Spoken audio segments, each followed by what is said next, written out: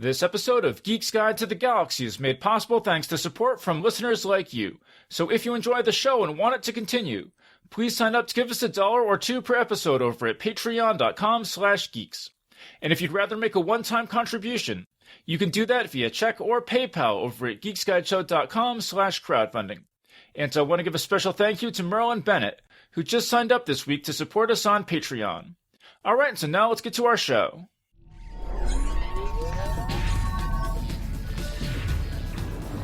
Wired.com presents The Geek's Guide to the Galaxy. And here is your host, David Barr Kirtley. Hello, and welcome to episode 400 of Geek's Guide to the Galaxy. If you're a longtime listener, you'll know that every 100 episodes we do a special bonus podcast celebrating the fact that Geek's Guide to the Galaxy is somehow still going and exploring some behind-the-scenes aspect of the show. So back in episode 100, our friends Matt London interviewed John Joseph Adams and me about how we started Geek's Guide to the Galaxy. And in episodes 200 and 300, we heard from some of our longtime listeners. For episode 400, I thought it might be fun to interview my parents, John R. Kirtley and Kathryn Barr Kirtley, who are both scientists, science fiction fans, and longtime Geek's Guide to the Galaxy listeners. And this topic was inspired by Jonathan Tyndall, who interviewed me back in 2016 for the Secular Stories podcast. He sent me a note last year which reads, "Do you think your parents would ever be up to being interviewed? Why I asked is that they seem to have raised you in a good way. As a parent myself, I'm always looking for tricks and tips. And they're academics, always a topic of fascination to me." I told him that I thought my parents were probably too shy to do an interview with him, but it occurred to me that I could probably talk them into appearing on Geek's Guide to the Galaxy, and so here they are. So Mom and Dad, welcome to the show. Thank you. Thank you. So is this your first podcast appearance? It is. Absolutely. Have you ever been interviewed for anything before? I think I probably was interviewed for an internal IBM thing, but not in 20 years anyway. I was interviewed for a scholarship. For that was some publication? No, for an academic scholarship for school. Right, but not a magazine or a TV show or podcast or anything? Nope. So you must be pretty excited. Oh, yeah. This is definitely the high point of our week. Yeah. All right, well, so why don't we start off with Mom and have you just tell us about how you first got interested in science fiction? So when I was in about 3rd or 4th grade and moving to reading longer books, I was really into mystery books. And our part of town didn't have a library, but once a week, the bookmobile, which was kind of a truck with a big trailer, would come and park outside my elementary school, and there were books inside. So when I was in about 4th grade, I was just looking for something new to read, and right there at eye level were all of the science fiction books by Robert Heinlein. And I should also say that this was about the same time that the Russians launched Sputnik, and so my neighbors and I would stand outside at night trying to see if we could see Sputnik going over. So there was lots of interest in space. And so you bought one or more of those Heinlein books? I didn't buy them. I checked them out of the library. And the very first one was Tunnel in the Sky, which just made an amazing impression on me. Yeah, it's a great one. I think that's probably my favorite of the Heinlein juveniles. It's about, there's a group of students and they are supposed to they're sort of like Boy Scouts, sort of like space Boy Scouts, and they're supposed to spend, I don't know, a week or something on a randomly selected alien planet and survive. And then there's a supernova that knocks out the relay station, and they end up being stranded permanently and have to basically build their own civilization. It's a great, great story. And it has a much happier ending than Lord of the Flies. And so then how about Dad? How did you first get interested in science fiction?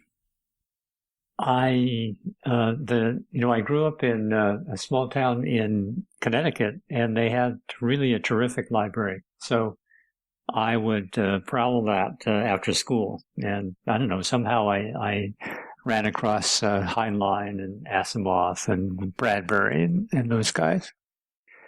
And I think the Heinlein story that made the most impression on me was, I think it was called Starship Troopers.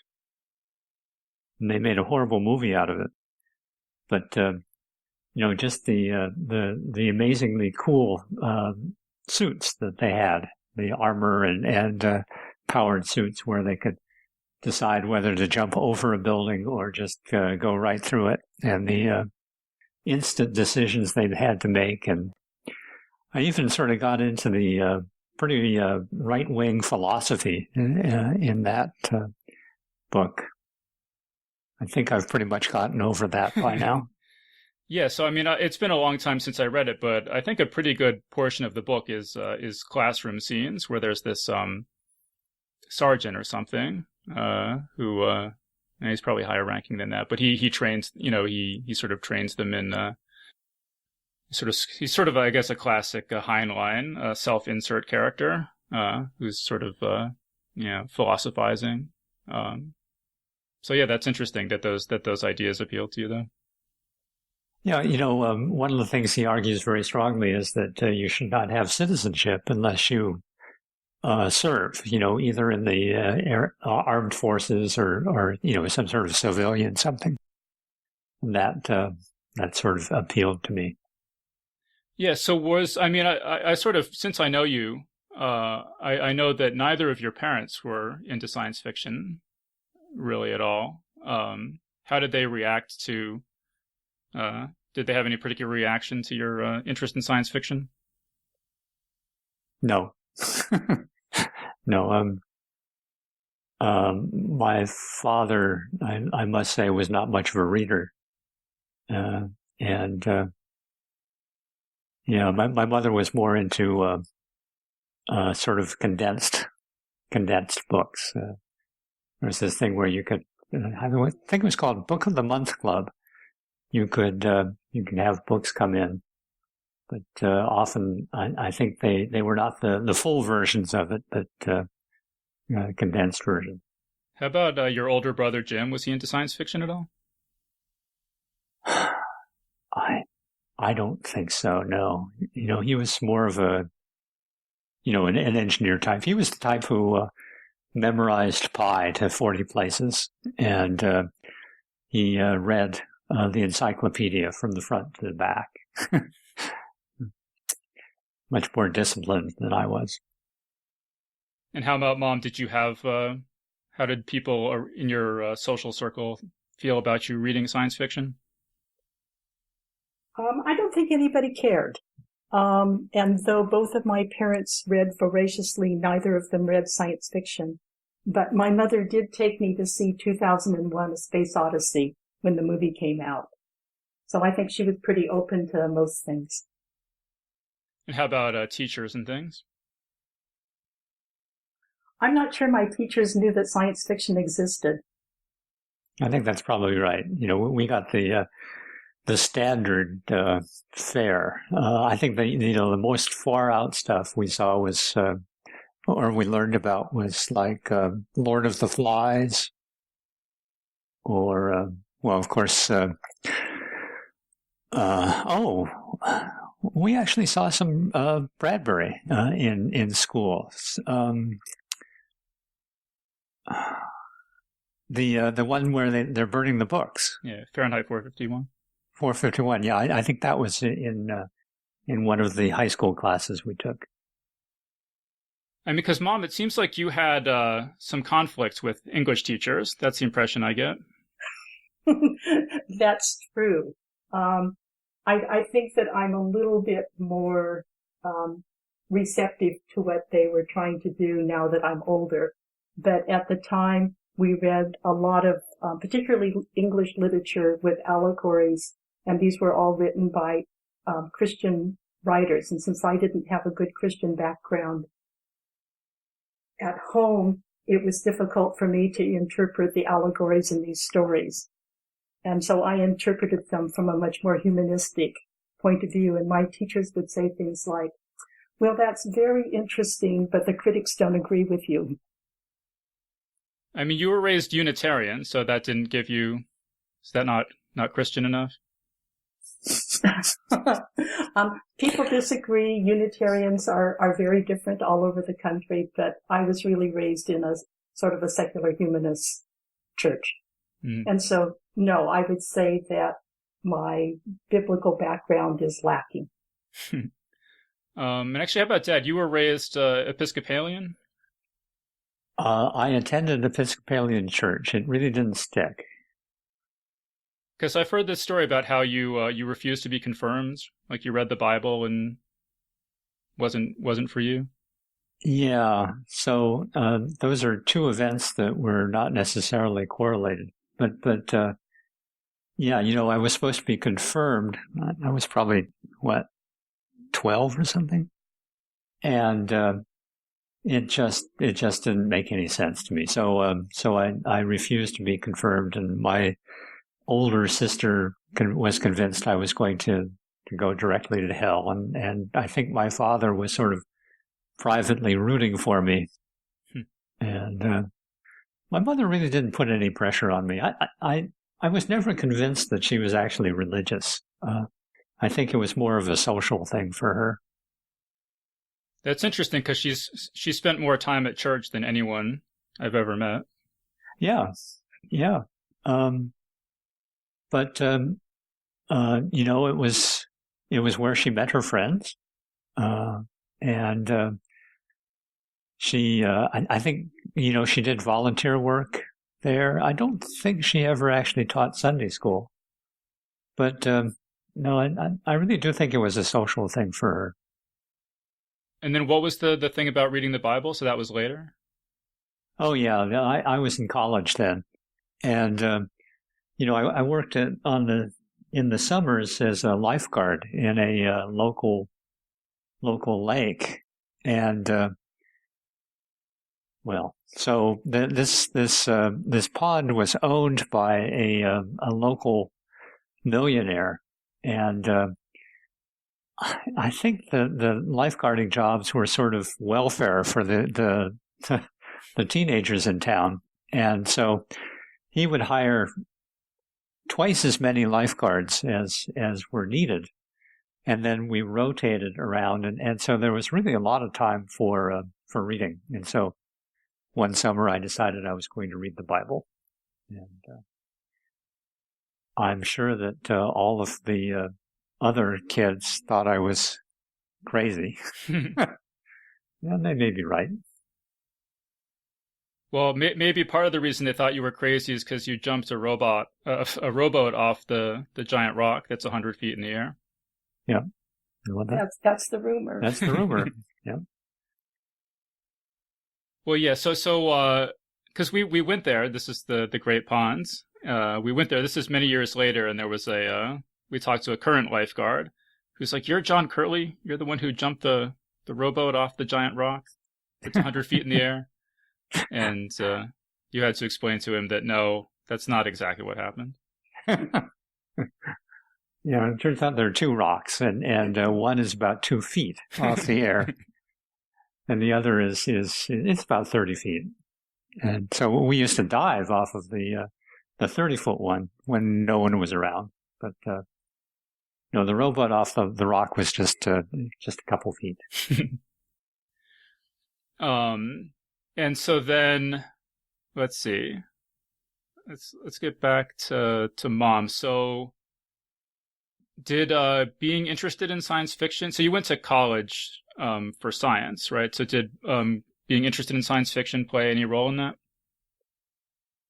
I would say that the very first thing I wanted to be was a writer, and unfortunately, unlike my son who has a great imagination, I did not have a great imagination, but because I was interested in science fiction, my interest in that and science sort of evolved about the same time. I became really interested in caves and spelunking until I discovered that I didn't like dark and closed places. And from then on, until I went to college, I just, moved through all kinds of different science that I wanted to do, until finally, when I went to college, at that point, I was interested in chemistry and math, and so that's kind of what stuck. And so then, Let's see. So, Dad, I've always told people that you got into physics because you wanted to write science fiction, and having a background in physics would be good for that. Is that more or less true? Yeah, that's right. I wanted to be a writer also. I'm sure if you scratch the surface of anyone, they wanted to be a writer at one point. And so when I went to school at UC Santa Barbara, I was intending to be a double major, English and physics.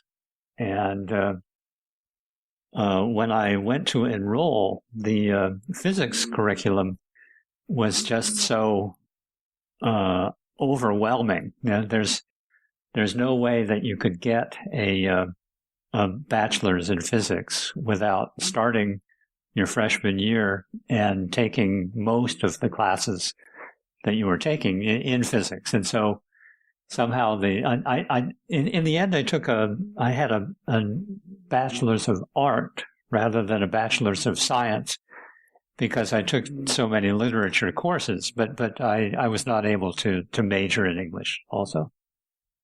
And it wasn't until I was probably a senior that I realized that I was really a horrible writer. I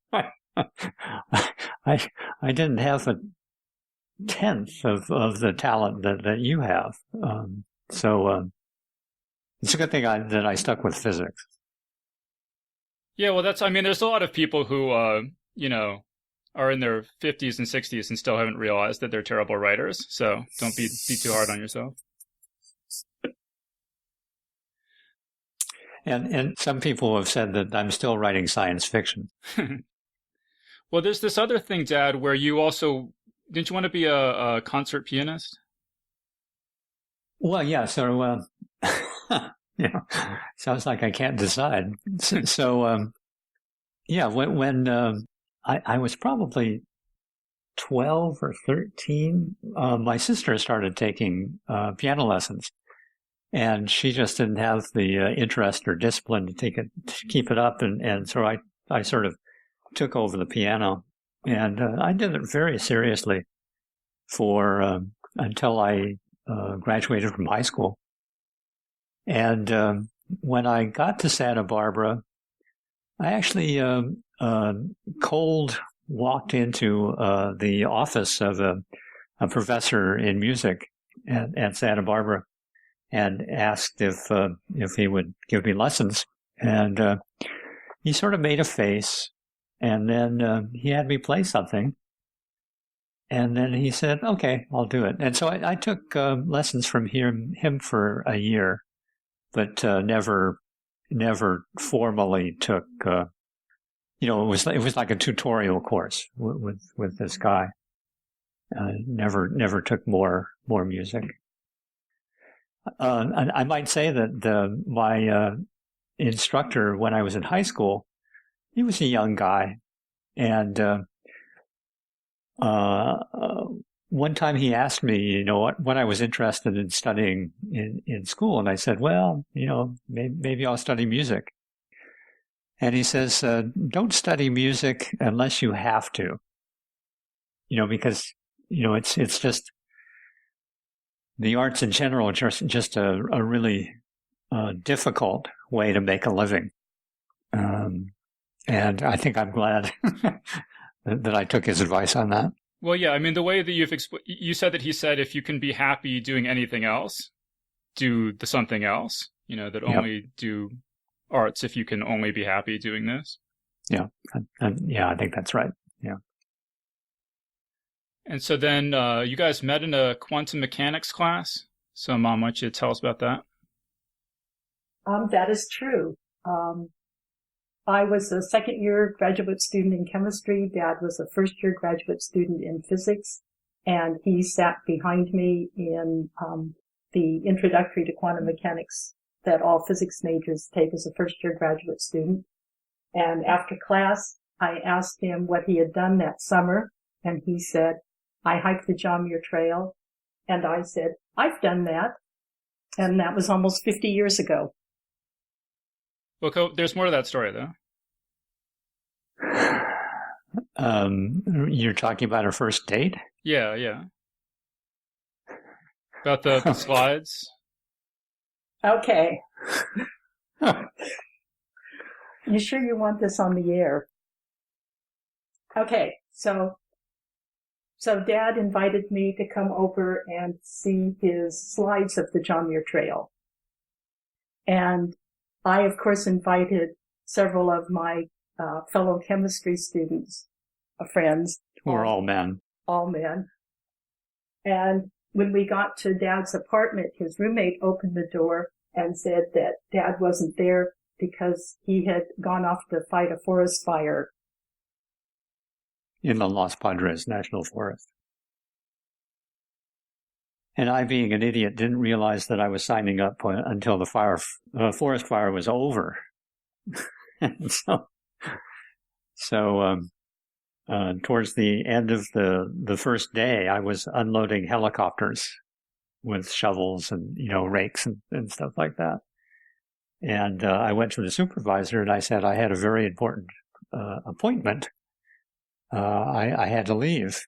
And turned out that I think that day one of the real forest fighters had gotten killed. And so the supervisor was not in a very flexible mood. And so he says, you can leave, but I'm not going to provide you with any transportation.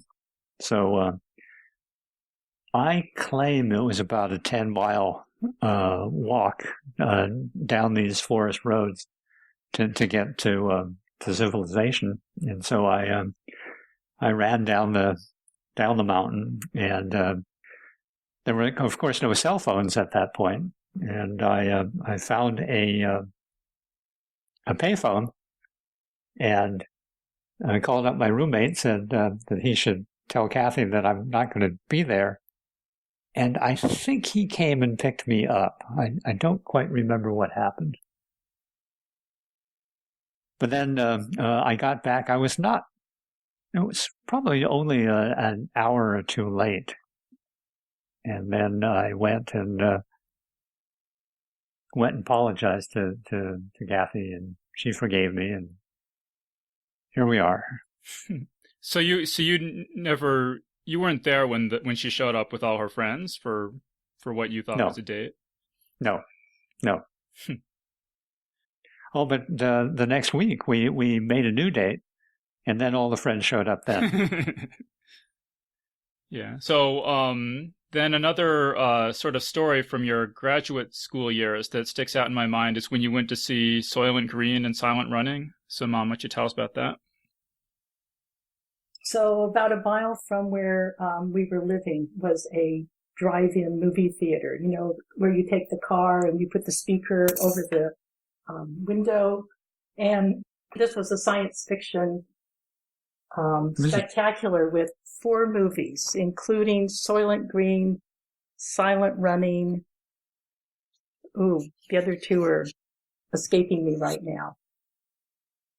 And into about the 3rd or 4th movie, we looked at each other and said, this is just too depressing. We can't take this. So we came home and we talked about what a dismal portrayal of a future world this was.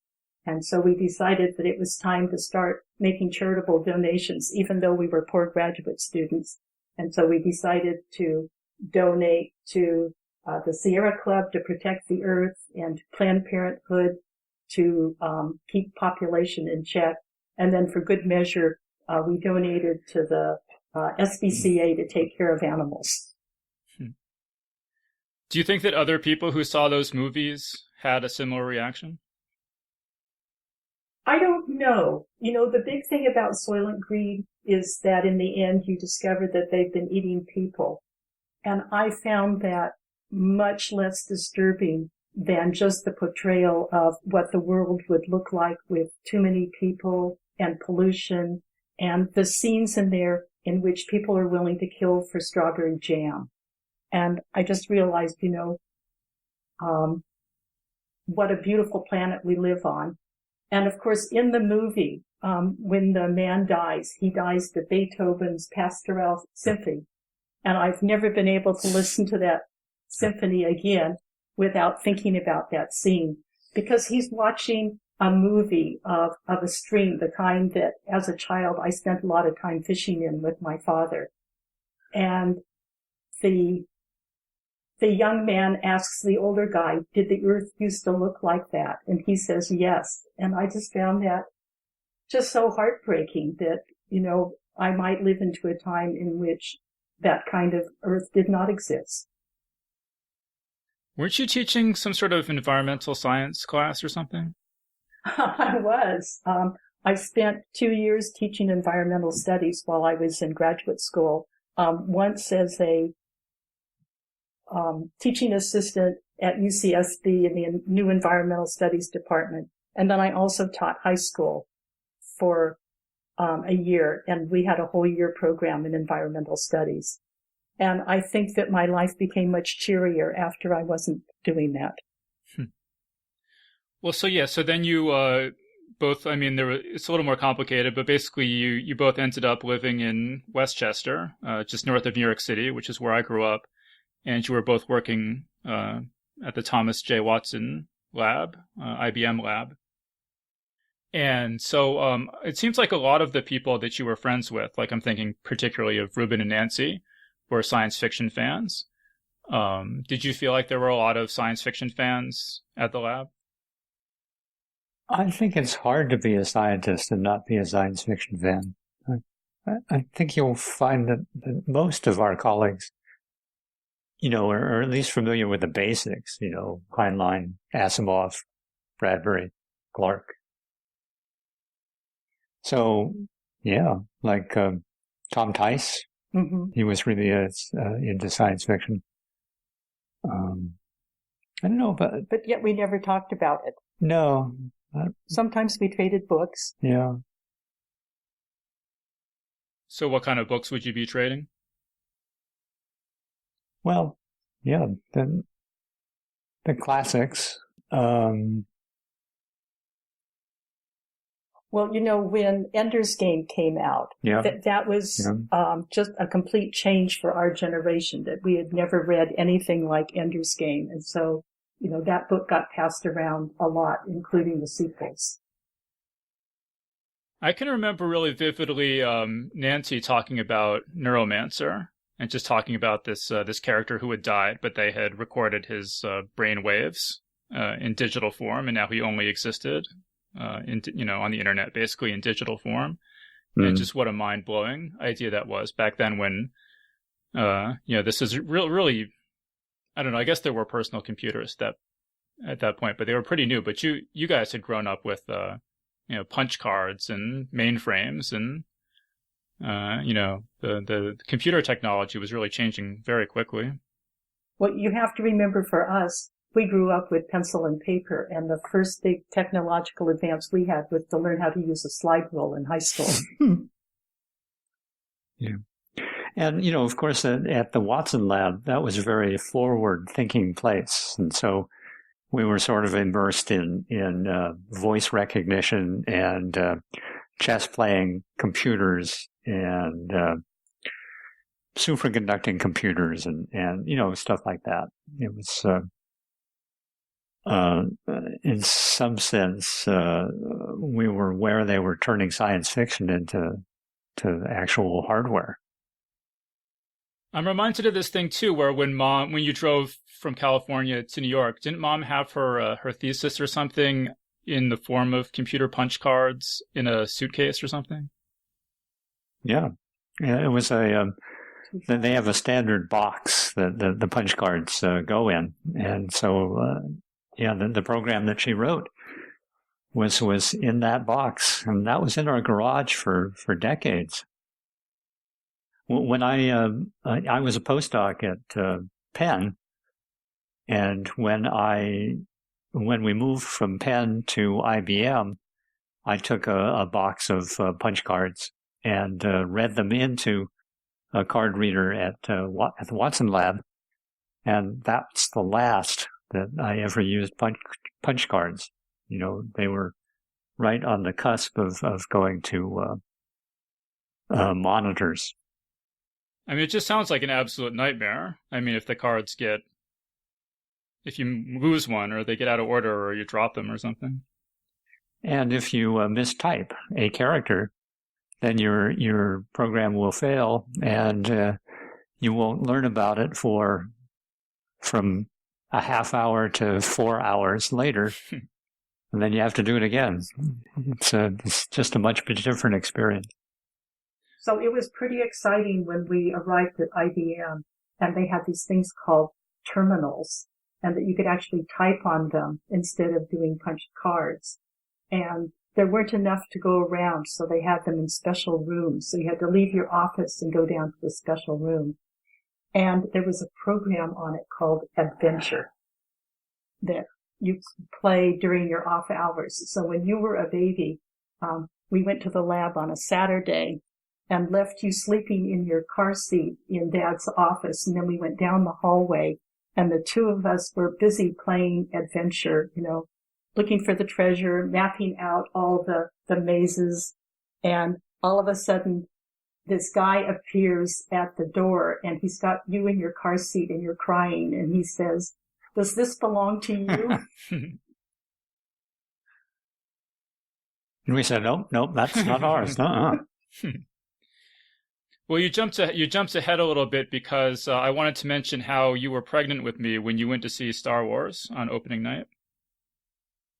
Well, it clearly had a big influence on you, don't you think? Yeah, absolutely. So what was that like, seeing Star Wars opening night? That was absolutely amazing, and it was just by chance. We were living in Philadelphia then, and we had gone downtown, and I did know that the movie was coming out because it had been written up in Time magazine. And across the street in front of the movie theater was this long line. And so we crossed the street, and we were just walking along the line. And someone that we knew from the Penn Physics Department said, "We're going to see Star Wars. Do you want in line?" He said, "Of course." And so it was just chance that we went, the day that it opened. And it was absolutely mesmerizing. I mean, it was like nothing else that we had ever seen. Yeah, I mean, I remember one of your colleagues saying that, back then you would just go to see anything that was science fiction, and they were all, pretty much terrible. And that just from the first shot of the Star Destroyer flying over the camera, you're just like, this is something completely different than anything I've ever seen before. Yeah. Well, just the opening scene when they have the words that are going out into space. Yeah. That was completely different. And some of it has not aged that well. Like when the stormtroopers, yeah. They were called? Stormtroopers are assaulting Princess Leia's spaceship, and they're shooting the laser beams out, or whatever those things are. Yeah, blasters. It was, if you look at it now, it's a little bit hokey, the guy's falling down.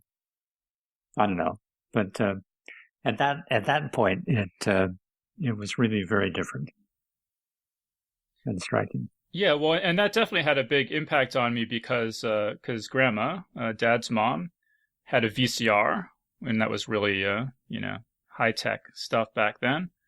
And this is when I was a little kid, and she had taped the original Star Wars off the TV, and so she had it on VHS. And so every time we went over to her house, I would just go down into the basement and watch Star Wars. So I watched it just over and over and over again. We would go on hiking trips, and you could repeat the dialogue from Star Wars from the start to the end, word for word. Yep. So shall we talk about your other prenatal influence? Sure. So the other thing that you did before you were born is that you went to a lecture by Isaac Asimov. Oh, I forgot about that. So yeah, so what? Give me more details about that. This was at Penn. Yeah. So Isaac was speaking at Penn, and I'll have to say that since that was more than 40 years ago, I really don't remember anything that he said, except that it was just amazingly exciting, to be there, because I had been reading his books since I was in fifth grade. And the biggest surprise I had is that he did not look like the meek little man on the back of the books when I was a child, but he was enormous with hair and sideburns and spoke in a big booming voice. And it was just actually really exciting to be there. Was he the only science fiction author that you ever saw? That's probably right. Yeah. I mean, he would have been on TV, I guess, back then. If you ever actually even saw him on TV. I don't remember doing so, no. You know, there was a lot of emphasis when we were kids on trying to popularize science, you know, because they were trying to catch up with the Russians after Sputnik. So there was this thing, Watch Mr. Wizard, I think it was called, you know, where he pretended to be a scientist. He had a white coat and he explained stuff like nuclear fission with mousetraps and ping pong balls. But that's all BS, right? You never wore a white coat? Only when I went to the machine shop. I wore a white coat in the chemistry lab. And after a year, that coat had holes in it. Because you were never a very good experimentalist. No, I was always dropping dangerous liquids on my coat. Well, when you were saying that you wanted to be a spelunker, but then you realized that you don't like dark enclosed spaces, it was also occurring to me that you also have poor eyesight and balance. So I think spelunking was really not in the cards. No, maybe this explains why I became a theoretician. All right, so say a bit more about what it was like being the parents of an eccentric genius.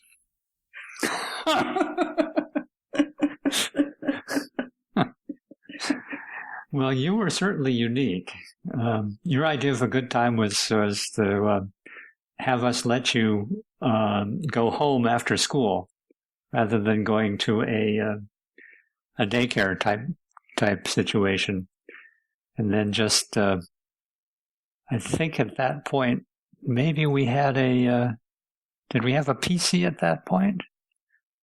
And so you were teaching yourself to program and writing stories, of course. I think even before that, I mean, the thing that Mom says, I don't really remember this, but she says that if she took me to the playground, that all the other kids would be running around screaming and stuff, and I would just sit there with a stick drawing in the dirt for hour after hour after hour. Yes. And also, when you were about 2 and I said, would you like me to show you how to tie your shoes? You said, nope, I'll figure it out myself. And then Dad said, well, I guess he knows how you tie your shoes. But you were always very independent and always had interesting ideas. And I would say that one of the best things about being a parent long term is all the things that you've been interested in, that you've introduced us to, even though you personally may not be that interested in them anymore. So for example, this is moving ahead, that you were very interested in constitutional law. And Dad and I continue to be interested in constitutional law, but that's not a big focus for you anymore. Yeah, I mean, that's moving way ahead. Okay. I wasn't interested in constitutional law when I was a little kid. But yeah, I mean, well, because I said Jonathan Tyndall was asking for parenting advice, and I was just thinking back on some of this stuff, and I would not want to try to raise me. Like, that must have been a nightmare in a lot of ways, because I just can't imagine like trying to get me to do something I don't want to do. Like, well, we just didn't.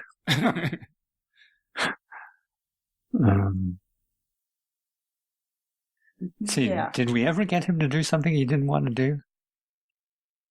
Well, there is the story about the patch in Grand Canyon. Oh, yes. Okay. So this story is that we were getting ready to walk into Grand Canyon and spend about 6 days down in the canyon. And just before we started hiking or backpacking, you were in the gift shop and you found this really cool patch, one of the ones that you can sew on sweatshirts and stuff of the Grand Canyon. And you asked if you could have it. And in a momentary flash of genius that I don't often have, I said, you walk into the canyon and out again without complaining, and I'll buy you that patch when we come back. And you did. You did a great job. And we bought the patch. And then we went on to buy you patches in New Zealand and in Yosemite and other places where you also did a good job. So I would say that it was possible to motivate you. Mostly carrot rather than stick. Well, because I remember you saying that you would, send me to my room as punishment, and then I would just stay in there and not come out because I was perfectly happy. Yes, that's right. And that drove me crazy. Yeah, well, we tell the story about the time that, you were probably 4 or something, and you were in your room. It was 2 a.m. You were playing your record player. You had this little tiny record player. And we had to beg you to stop because it was keeping us away. I can also remember, you would think, given the writing and everything and book reviewing and everything that I do, that I learned to read really young, but that's not true. Because I can remember I just refused to let anyone teach me how to read. And I think I was even maybe in kindergarten before I started reading, if I remember right. That's true. But you were read to a great deal. Well, Can right. you remember that? Oh, for sure. Yeah, no, I was going to mention that. Yeah. So I mean, every night, I would just get in bed and you guys would read me. So I actually made a list here of the books that I remember most vividly. Wow. But yeah. So every night, you would read a chapter or something, and then I would beg you to keep reading, and you would read maybe another chapter, and then beg me to go to bed, and it would be sort of a nightly negotiation. But yeah, the ones I remember most vividly are Heinlein's Red Planet, William Sleater's Interstellar Pig, The Hobbit, Wrinkle in Time, Last Unicorn, and The Illustrated Man. That's do you remember? That's got to be later, though, right? The Illustrated Man. I don't know. I don't remember. Do you remember? My mom probably remembers better than I do. Well, actually, I was reaching back further to books like Make Way for Ducklings and The Little Engine That Could. Well, I'm trying to keep this science fiction relevant. Well, actually, I think one of the biggest influences on you, even more than some of the early science fiction books, were the influence of The Princess Bride and The Last Unicorn. The movies? The movies, right. That you watched those sort of at age 4 to 5. And I just think they were, tremendously influential to the point where your grandmother on my side of the family and I both read Peter Beagle's The Last Unicorn to you, when you were only 5 or 6 years old. I mean, I thought we read The Last Unicorn on a backpacking trip. We did. Out of Kennedy Meadows in the Sierra. Yeah, and I can remember too, that was around the time that I saw Last Unicorn was this period of time where every time we came home from a movie, I would make a little book, recounting what happened in the movie, a little picture book. And I know I did that with Last Unicorn. I did that with E.T. I don't know how many other ones there were actually, but I was pretty proud of the Last Unicorn one. I think that's pretty good. I think we still have it. Except I got a little confused because there's a part in the movie where the witch creates a illusion horn. So the unicorn has 2 horns. And I got confused. I was like, wait, was it 2 horns or 3 horns? So in my picture book, there's 3 horns on the cover. So I was a little miffed when I realized that error. But I was going to mention, though, that Mom would, since I didn't know how to read, I would do these picture books, and then I would make Mom write. I would sort of tell her what I wanted the text to say. And, you were a good sport about doing that. I like to think I've been a good promoter of your career. Yeah, well, that's for sure. I mean, I actually, as I was going through all this stuff, I actually have a whole thing. Well, because actually, before we get to that, I did want to mention what was it like for you when the school told you that I had to stop selling like toys I was making to the other kids? I'm afraid that we weren't always your best advocates. But I thought that the school was overly... They weren't particularly supportive, I don't think. Yeah, the school was not supportive of you and your efforts. Mm. Just think, you might have been an entrepreneur instead of a podcast host. Yeah, that would be awful. Well, I wouldn't even know what to spend all my money on. But no, so just to explain a little bit, yeah, so this is around the time when Transformers was really popular. And so I'd make my own Transformers out of, just paper and Scotch tape and pen and stuff. And they actually did transform. I'm pretty proud of that. But then, yeah, the school, and I was selling them to other kids, but then it came out that kids were skipping lunch and then spending their lunch money on my Transformers. And that's why the school shut me down. They said I had to stop selling stuff at school. Hmm. So do you think you were a challenge to raise? Well, I mean, certainly in the sense that it was hard to get me to do anything I didn't want to do, but I didn't really get into trouble. I mean, I never got arrested or anything. So, it kind of balances out. But yeah, I mean, I don't know. Do you have any other advice? If this behavior sounds familiar to anyone, any parents listening to this, do you have any advice for them? No, but I have noticed that you and I have very different memories of your childhood. I used to worry about being a helicopter parent and giving you too much guidance, because certainly children of your generation had much more circumscribed lives than how I was raised, 30 years earlier. And yet you remember your childhood, especially from about 4th grade on, as no parental supervision and raising yourself. Yeah, well, because I was a latchkey kid. I mean, you and Dad didn't get home until about 6, I think, every night.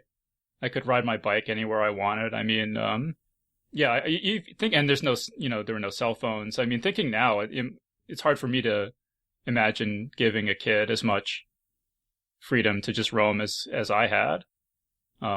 So yeah, I mean, from my perspective, I was pretty independent. So in Cat's Cradle, I don't remember the name of the scientist, but he was a very independent type, and actually he worked in a place very much like the Watson Research Center. I think it was modeled on General Electric's Research Center, and they had one of the characters ask his supervisor how he managed this scientist type, the guy who invented Ice 9, and he said, well, you can't really supervise him, but he was interested in turtles for a while, and we just took away all of the turtle stuff,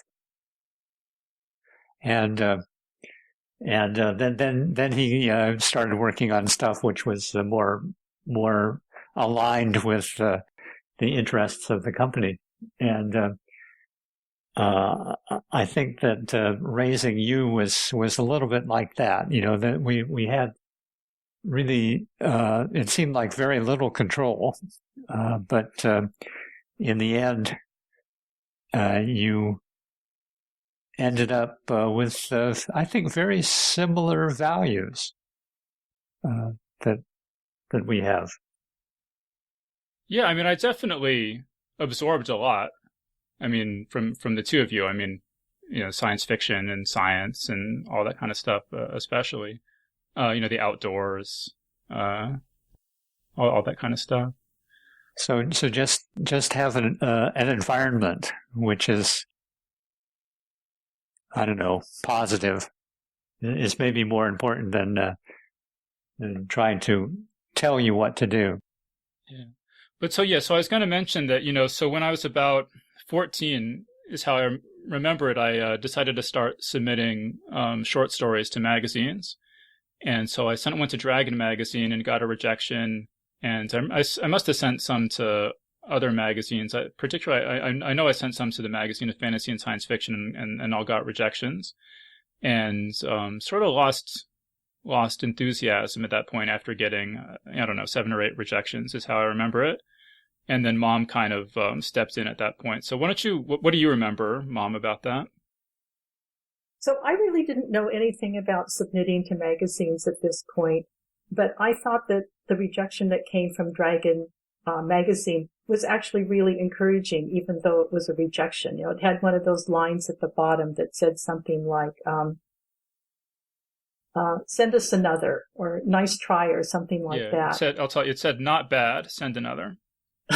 And I was outraged that they would reject my story, but so I didn't really appreciate what a great rejection that actually was at the time.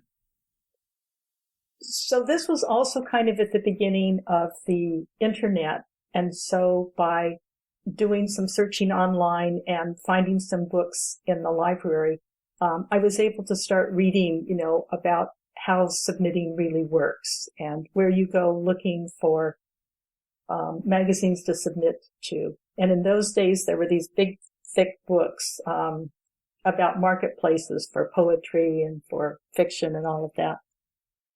And I would go through them line by line, looking for all these magazines. And along the way, I decided that since you were only 14, maybe you would have much better luck sending your stuff to markets that are for, children and teenagers. And so one of the very first positive things that you had was you submitted your story, special effects, to a online company, Mountain Lake Software, and you won. Yeah, and so if Mom hadn't been doing that never would have. A lot of that stuff never would have happened. I mean, I wouldn't have won any of those contests because I wouldn't have even known about them. I mean, I don't think I would have even known about Asimov's magazine and Analog, because I think the only reason I knew about those is because you told me you had seen them. Mom was volunteering at the local library, and they had copies of them there. I think that's the only reason I even knew that those magazines existed. And then, Mom sort of encouraged me to go to all these different science fiction writing workshops. There's no way I ever would have. I think I was kind of interested in Clarion because James Morrow was going to be there in '99, but there's no way I ever would have gotten around to actually applying or anything if Mom hadn't encouraged me.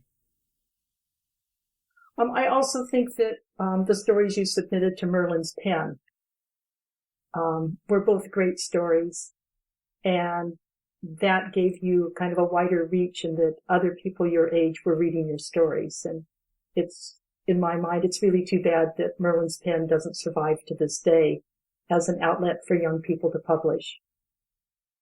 Yeah, I mean, one of the highlights of my life is I was hanging out with a young woman who, this is years ago, but who works in publishing, and I mentioned that I had published stuff in Merlin's Pen, and she said, "Oh, I used to read Merlin's Pen." She's like, the best story I ever read in Merlin's Pen was this one, and she described it, and she says, "Did you ever read that?" And I said, "Oh, actually, I wrote that." Well, and, I think it's really great that people remember your story, the Trials of Thomas Jefferson, that was in Cicada. Yeah, actually, I mean, I told you, but I just had an email recently from a teacher who has been, was it Lest We Forget, I think? Yeah, my short story, Lest We Forget, she said that she has been teaching it for 20 years or something, and her copy of it got destroyed in a flood, and could I send her another copy? I had no idea people were still, still reading those things. Well, one of the really great things, in my opinion, about your science fiction stories is you don't attempt to explain the science, but you don't pretend that it's magic either. You just assume that it exists. And so it makes your stories more ageless, that they don't become really dated like, some of Asimov's stories when you read now about them using, for example, slide rules. You know that was a story written in the 50s. I'm reminded of a story, it might have been an Asimov story, where they put people into the guided missiles so that they could do the calculations. Yeah. I remember that story very vividly. I'm trying to remember I'm sort of blanking on the title. But yeah, actually, I had one teacher who was a big science fiction fan, my fourth grade teacher, Mr. Lazaro, and he read that story to us in class. That was my favorite year of school ever. It's all downhill from there. Yeah. But yeah, so I just sort of grew up in this environment where I just thought of science fiction as being so cool, and that so many smart, accomplished people were into it, and and it was just sort of like a cool thing to do, and so it was a bit of a kind of a shock to sort of realize how many people out there in the world didn't view it that way, and particularly I have so many friends who are science fiction writers who their parents basically like threatened to disown them if they wrote science fiction, if they pursued that as a career. So I definitely feel lucky that I never had to deal with any of that stuff. Would it have had any influence whatsoever? Probably would have made me more determined to do it. Yes, right, exactly. And then also, it was really helpful, when John Joseph Adams and I started talking about doing a podcast, Mom was the one who said, oh, you could do it over Skype and record the Skype calls and you could interview people. So I don't know if we ever would have, if Mom hadn't said that, I don't know if it ever really we would have gotten far enough in our thought process to figure all that stuff out. So, it's definitely a good thing Mom was there with her, computer knowledge at that critical juncture. And here we are 400 episodes later. Yeah. 10 years, 400 episodes. Wow. But yeah, so I mentioned, Mom, you were working at the library or volunteering at the local library. And that's cool. And then also it seems like you were really into like YA books before YA was a thing. You were kind of like ahead of the curve on that. That's right. I really liked YA books, as kind of a, young mother, because for the most part, the protagonists, well, first of all, they're both male and female. But second, most of them kind of have an upbeat message, and in most of them, the protagonist solves their own problem. And I just really like that. I thought those were really good messages for young people. We should also maybe mention that you don't like violence or, anything too scary or intense in your books and movies. So the YA stuff, at least as it existed then, was better for that. Why don't you tell them about the Wizard of Oz thing? You'll have to tell me which story. About how you won't watch any movie that's scarier than The Wizard of Oz? Oh my God. When I was a child, I thought The Wizard of Oz movie was the scariest movie I had ever seen. The scene with the flying monkeys. Flying monkeys, yeah. And then just the drama before the wizard is exposed behind the curtain, just, hanging on and waiting to see what was really behind that. And so if someone wants me to watch a movie, I will say, is it as scary as The Wizard of Oz or scarier? And if they say yes, then I won't watch it. And so in our family, we have a joke. We say, is this a Kathy movie? Meaning whether I can watch it. And so in my life, I have watched the movies that were definitely not Kathy movies, starting with The Godfather. So I said you were really into you were kind of like into YA before YA was cool. And it seems like you were also into books on tape before. Books on tape or before audiobooks were cool. I mean, I don't remember anyone else listening to audiobooks besides us growing up. But you had all these things from like, what was it? Like hearing, it's like seeing eye or seeing ear theater or something like that. Yeah, and we also had some from Music for Little People, and we had these wooden box sets of The Hobbit and then Lord of the Rings. And you haven't mentioned how many miles we've done in the car together with either the book playing on the cassette, or I was actually reading in the car. I think we did How to Eat Fried Worms in Idaho. And of course, Geek's Guide to the Galaxy. Of course. Of course. You mean Hitchhiker's Guide to the Galaxy? I'm sorry, Hitchhiker's Guide to the Galaxy. Yes. Yeah, well, I was about to mention that. So so talk about discovering Hitchhiker's Guide to the Galaxy for the first time. Wow. Okay, I think we discovered it the first time when we were still in graduate school and it was on the radio. That's right. There was a BBC production. There was a BBC production. Yes. That was on the radio. So we heard it on the radio long before we actually owned the cassette tapes of it. So was that on, what station was that on? It was on an NPR station. And so did they play the whole thing, or did they play it on a schedule? Like, how did you? They played it on a schedule. It was like a serial. So, the Lone Ranger. The Green Phantom. The Green Phantom, yeah. It was like that. I think it came out every week. Every week, yeah. And, we had to, of course, schedule ourselves so that we would be around when it was playing. But, of course, even then we didn't have a TV. So actually, we haven't mentioned that this far in the interview. Yeah, so I wonder if that's an important aspect of raising a science fiction author, is not to have a TV. But I felt like we had a TV. I mean, you got the TV for the Olympics. I don't know what year that was. Yeah, that's true. Yeah. Because I watched a lot. I watched a lot of TV. Dave watched it. I guess he did, and we didn't. Yeah.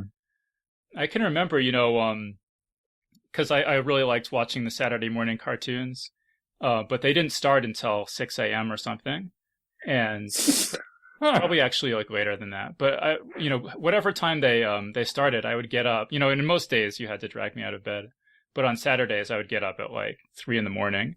and go down to the basement where the TV was and turn on the TVs, waiting for the Saturday morning cartoons to come on. And back then there was nothing on. At that time, it was just a test pattern, just these colored bars, and I would sit there for hours watching the test pattern, waiting for the cartoons to come on. So yeah, I can't claim that lack of television was really a formative factor in my upbringing. But so what year was that you were in grad school when Hitchhiker's Guide came out? I think so. So then it must have been then along like 10 years or something, or how soon were you able to acquire the audio cassettes? It was probably at least 10 years after. But it made such an impression on us, that as soon as we saw it in cassette tape, we got the whole series so that we could listen to it again. Yeah, and so Mom mentioned, we would listen to that on car trips. So yeah, I estimate I must have listened to that a dozen times at least, the Hitchhiker's Guide to the Galaxy. What do you think? Does that sound right? My girlfriend Stephanie always says I exaggerate how many times I've read things, but... Well, I agree with Stephanie, but I'm keeping my mouth shut. You don't think, how many times do you think we listened to Hitchhiker's Guide in the car? 4. Only 4? No, come on. All right. It was at least 8. I'll meet you halfway. Okay. But yeah, so I mean, it obviously made a big impression on me. in terms of naming the podcast, along with John Joseph Adams, also a big fan of Hitchhiker's Guide to the Galaxy. So, all right. So, Dad, do you want to tell us about the hilarious time that you almost won the Nobel Prize in physics? Where to begin? So I had been working at the Watson Labs for probably 20 years, and was sort of looking around for something new to do. And I went to at Yorktown Heights. It's this big old long building, and it's just filled with very smart people, and fun toys. We were very well supported in those days. Yeah, well, actually, let's describe the building because it's pretty striking. It's this sort of half circle, and the entire front of it is glass, and it's 2 floors or 3 floors? It's 3 floors. It had 32 aisles, 40 aisles altogether. I think when I started there, I was on the 32nd row, and they added 8 rows at that end. And in fact, for a while there, I could open up the closet door in my office and look out. They had taken off the stone facing on the end of the building, and I had a view of the outside through my closet. But anyway, it was really a great place to work because you could just sort of walk down the aisles or walk down the rows and run into just very smart people. And so Mark Ketchen was one of those very smart people, and I asked him about doing a particular measurement, and he sort of scrunched up his face and did some mental calculations, and he said, "We don't have the sensitivity unless you can scan the sample relative to the sensor, so you can compare when the sensor is next to the sample and when it's not next to the sample." And so I said to him, I'd had some experience building scanning microscopes, and so I said, I know how to do that. And he knew how to make the sensors. It's called a superconducting quantum interference device, and it's a means of measuring very small magnetic fields. And so we sort of combined our two fields of expertise and built a scanning squid microscope. And it's one of the very few that had been built to that point. And then there was a big controversy about how superconductors can work at very high temperatures.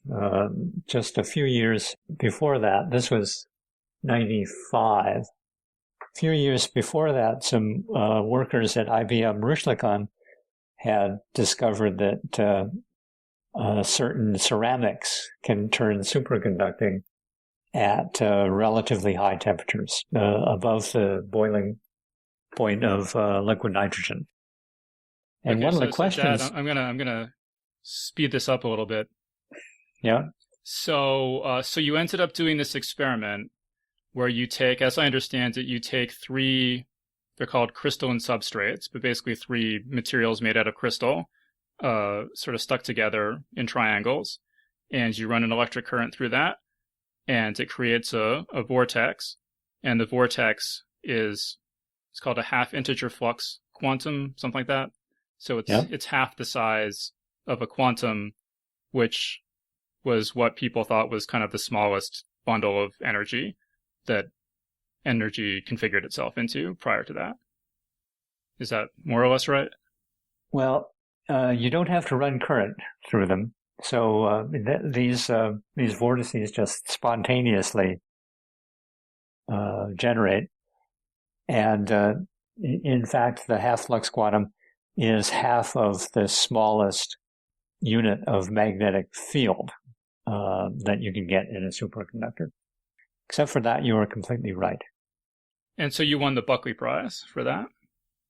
So I and 2 colleagues won the Buckley Prize for that. And then I think the way I remember it is about, what did you say, a third of people who win the Buckley Prize go on to win the Nobel Prize in Physics for the same experiment? Yes. And it's not going to happen. Well, right. We should say this was like 20 years ago or something. 25 years ago 25 now. years ago. Yeah. But yeah, but I can remember there being some, one of your collaborators, I remember was sort of a little bit more, what's the word? Just sort of, hopeful. Interested in this happening. And, I don't know, were you saying that, because I know that IBM was, sort of getting out of basic research around this time. And do you think that played a role in whether this experiment got attention or not? I don't think so. If you think about things that have won the Nobel Prize recently, they've been things that have really helped to make people's life better. Well, at least half of them have really made people's lives better, lasers and various medical applications. And the half-integer flux quantum effect, although it's amazingly cool, is not going to make people's life better. So I think it's fair. It's fair that we're not going to win the Nobel Prize for it. Well, I've consulted with the Geek's Guide to the Galaxy board, and I'm pleased to tell you that we've agreed to give you the first Geek's Guide to the Galaxy Prize in physics. So, right. It's actually way better than the Nobel Prize in physics. It's not as much money, but you don't have to travel to Sweden to receive it. Yeah. So kind of balances out. Well, like we say, that and $4.50 will buy you a latte at Starbucks. Yeah.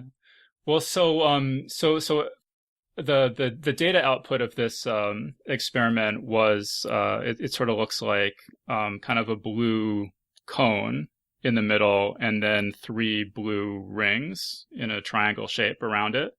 And so you sent it to, was it Grandma Mitchell that you sent one to? Yes. And I was sure she wouldn't understand what it was, but I thought it was a really cool picture. And so my cousin Mike hung it up in her room. She was in a old folks' home at that point. And he hung it up sideways so that it looks for all the world like Pinocchio. Yeah. With a long nose. And a kind of shocked expression on his face.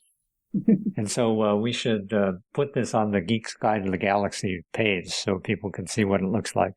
Yeah. I'll have a link to it or something.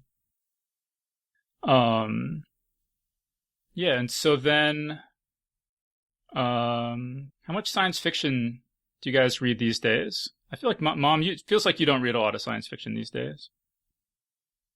No, just getting through my daily podcast allotment keeps me pretty busy. Yeah. Well, you actually listen to, how much Geek's Guide to the Galaxy do you listen to? Be honest. I listened to every episode through 200. I haven't. That was 200 episodes ago. Well, you put one out every week. I would say that I almost always listen to the interviews. I'm not as big a fan of the panels. Right. Well, because you haven't watched most of the shows that we talked about. That's right. Because I'm not familiar with the movies or the series that you're talking about. I did recently read some YA science fiction, though. Your cousin Amanda recommended The Scythe and the 2 follow-up books, and I read all 3 of those, and I really enjoyed those. This is the scythe, like a Grim Reaper scythe. Yes, it's about a time in the near future in which people can extend their life for hundreds of years, and yet they still want to have children. But the Earth can only support so many people, and so there's a whole society of these scythes who essentially cull the human population. And this is the story of a young girl who is called to be a scythe and about her training and all the implications of that. It was really fascinating. Do you remember the author's name? No, but I'll look it up for you. All right. And how about Dad? It seems like you, would you say that The Expanse is your favorite science fiction series in recent years? Favorite series? I also very much liked The Martian. I thought that was a terrific book. Yeah, that was really good. But you've read The Expanse.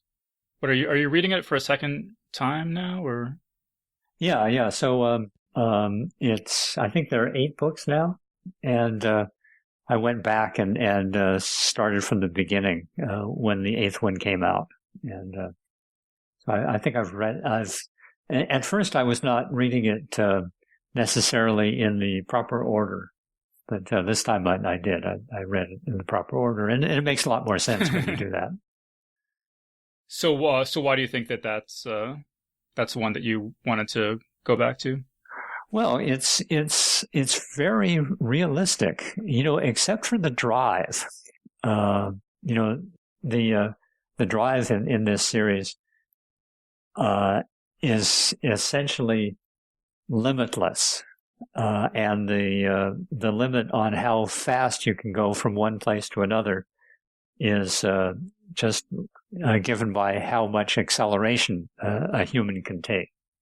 And so I really find that it's very sensible, very logical, until you get to the stargates where they go to different solar systems. But they don't, as Kathy said, you don't have to explain that. You just have to postulate it, and then it sort of makes sense.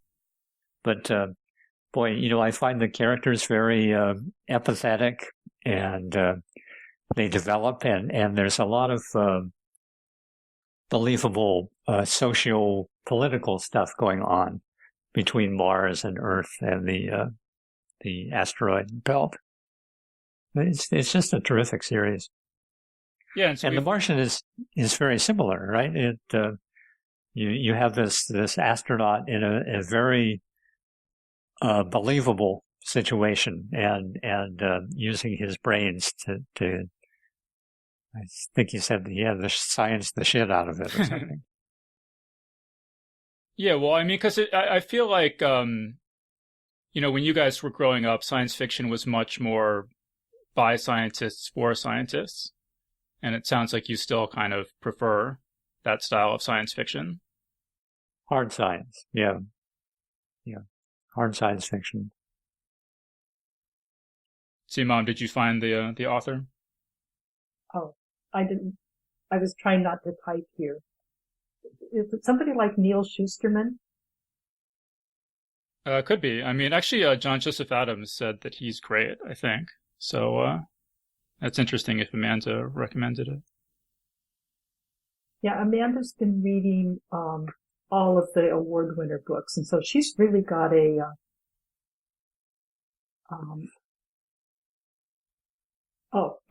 Neil Shusterman. All right, cool. So everyone check those out. All right, I think we've touched on pretty much everything on my notes here. Let me just make sure I didn't skip anything. I think that's good. So, do either of you have anything else you want to say about Geek's Guide to the Galaxy or science fiction or your son?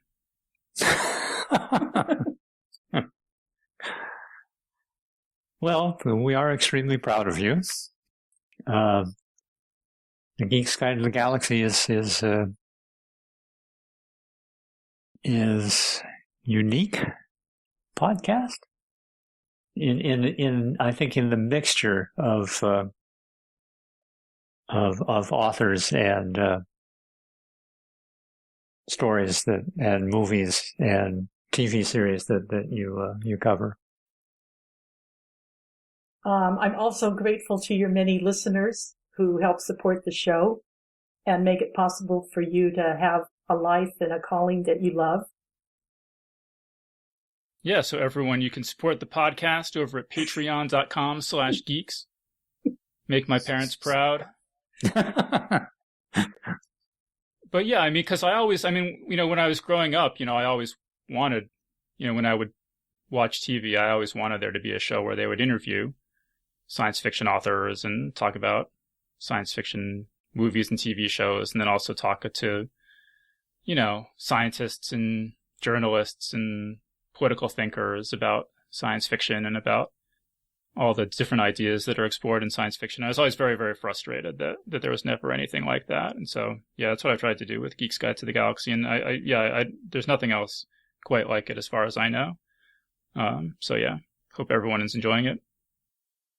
And so I think that was a great conversation. I feel like I really know you guys now. I think we'll wrap things up there. So we've been speaking with John R. Kirtley and Kathryn Barr Kirtley. So thank you so much for joining us. Thanks a lot, Dave. Thanks, kid. And that was our interview. So big thanks again to John R. Kirtley and Kathryn Barr Kirtley for joining us on the show. And remember that Geek's Guide to the Galaxy is made possible thanks to support from listeners like you. So if you enjoy the show and want it to continue, please sign up to give us $1 or $2 per episode over at patreon.com/geeks. And if you'd rather make a one-time contribution, you can do that via check or PayPal over at geeksguideshow.com/crowdfunding. So big thanks again to everyone who's contributed. We really appreciate it. All right, so that was our show. So thanks everyone for listening, and we'll see you next time. The Geek's Guide to the Galaxy is a production of Wired.com.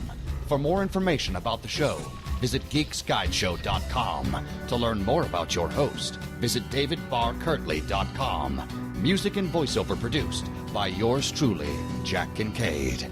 If you enjoyed this program, tell your friends. If you didn't enjoy it, tell no one. Thank you for listening.